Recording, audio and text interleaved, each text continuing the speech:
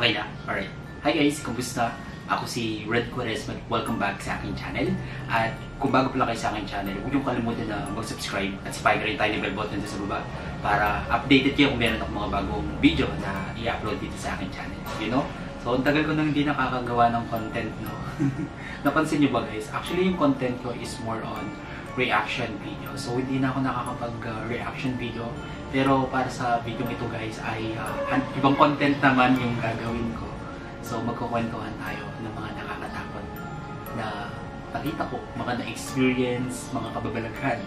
So yun, actually meron na akong content na ganito.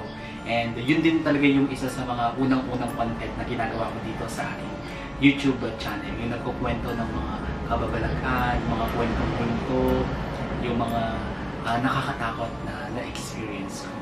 So, handa ka na bang matakot? Tara, mag-umpisa tayo. Without further ado, let's begin in 1, 2, 3, go! Alright. By the way guys, kung meron kayong naririnig na maingay, dito yun sa amin kasi yung bahay namin is malapit lang siya sa National Highway and then daanan din siya ng tao. Kaya pasensya na kung meron kayong mga naririnig na maingay dito sa aking video. So, sinindi ko rin yung electric fan, dagdag ingay na naman sa aking video. Alright? Tara, magkwentuhan tayo ng mga nakakatakot na istorya. So, alam niyo natin guys, ngayon ay Ghost Month. So, pagdating kasi ng August 4, dito ay nagbubukas yung Gate of Hell. August 4, tapos natapos ito ng September 2. So, sinasabi nila kapag nagbukas daw ang Gate of Hell, dito ay lumalabas yung mga kaluluwa na masasama, yung mga espiritu na masasama na bibisita dito sa ating daigdig. Alright, kwentuhan tayo ng mga nakakatakot na istorya ngayong Agosto. Okay, itong mga ikukwento ko ay mga experience ko na nakakatakot. Dito lang nagdaang July sa Agosto. So, ang date natin ngayon ay August 10, 2024 at ang oras ay 4:15 na ng hapon. And yung panahon ngayon guys is sobrang makulimlim, madilim yung kalangitan ngayon at parang nagbabadyang uulan na naman. Itong maikukwento ko sa inyo guys ay based po sa aking experience. So bata pa lang po talaga ako ay nakakakita na talaga ako ng mga ghost. Nakakaramdam din ako ng mga ibang nilalang, mga bad spirit sa isang lugar, sa isang bahay. Nakakaramdam po ako ng ganun. So, I don't know why. Siguro this is gift and yeah.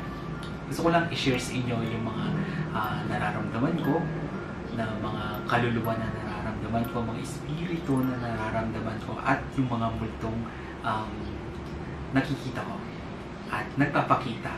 Actually, meron akong ginawang mga videong ganito and sobrang daming views noon. Salamat po sa lahat ng nanood. Ang dami as in na gusto pala nila yung ganitong content na nagkukwento lang ako ng mga nakakatakot na experience. So, ang dami kong sinabi, no? Alright, magkwentuhan tayo. So, dito lang ito guys, nung bagyong Karina. Kailan ba nagkaroon ng bagyong Karina? Nakalimutan ko na. Wait lang. So yan, may dumaan na naman noong July 27, 2024, bagyong Karina. As in, sobrang lakas ng typhoon na ito. Talagang ang daming napinsala, di ba? Ang daming napinsala. Yung merong lugar na talagang binaha ng todo like Manila and other karatig provinces na talagang ang daming nasira na mga pananim, diba? As in, bumaha talaga ng todo. So, yeah. July 27 ay nangyari ito noong bagyong Karina sa office namin. So, pumasok ako guys, kasi ako guys is government employee. So, sa departamento ako ng pulisya. So, hindi po ako pulis guys, I am a non-uniform personnel, civilian employee po kami ng Philippine National Police. So, yan, pumasok ako noon, nung bagyong Karina. And, syempre, madilim yung panahon, malakas yung ulan. So alam naman natin guys na kapag umuulan ay dito malakas sumabay yung mga multo, yung mga espiritu na nagpaparamdam. So yan, based lang to sa experience ko guys, no, na kapag umuulan, umaambon, makulimlim, yung parang tawag dito, nagmamasid ka lang sa parang doon malakas magparamdam, magpakita yung mga entity. So ito yung scenario guys. July 27, habang gumagay ako, piniprepare ko yung mga gamit ko papunta sa opisina. So ang suot ko noon, dahil nga bumabagyo, is naka-athletic uniform ako. So yung athletic uniform guys is same dun sa suot ng mga pulis kapag meron silang mga activity like mga police community relation, yung kulay blue. So nakalagay dun sa amin is yung uniform na yun is NUP sa likod, and then yung apelido namin, so yun yung gamit ko. So wait lang, inayos ko na siya, tapos yung mga dadalhin ko pang mga gagamitin din sa opisina.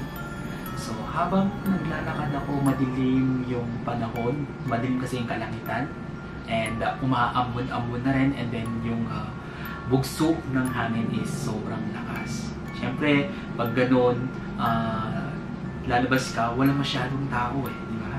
Talagang walang tao, kasi malakas yung bagyo, nasa loob lahat ng tao, and iilan lang yung makikita mong taong nasa labas. So, habang naglalakad ako papunta doon sa aming opisina, meron akong nakitang isang bata na naghihintay doon sa may highway. So, ang suot ng bata is naka-color white siya, as in full white, naka-white t-shirt, naka-white short. So, ang tingin ko is normal child lang, pero ang pinagtataka ko guys ay sobrang para siyang naliwanagan. I mean, kapag nakita mo siya is para siyang naiilawan. So, doon ako nagtaka dahil nga ako guys is may third eye ay sabi ko sa loob-loob ko ay entity na naman yung nakikita ko.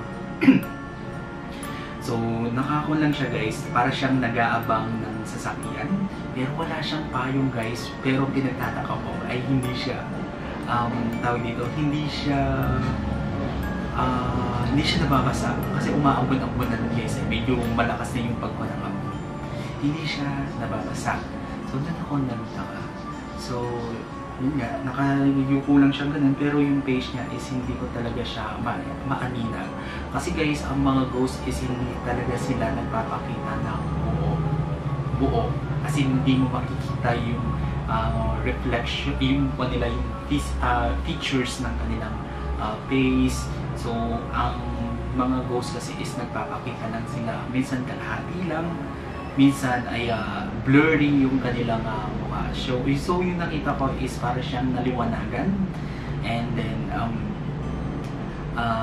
dito nakayuko ko siya. So hindi ko talaga maintindihan yung face niya. So nag-aabang siya ng jeep, and then nung one guy, siyempre nilagpasan ko na siya, naglakad na ako papunta doon sa opisina.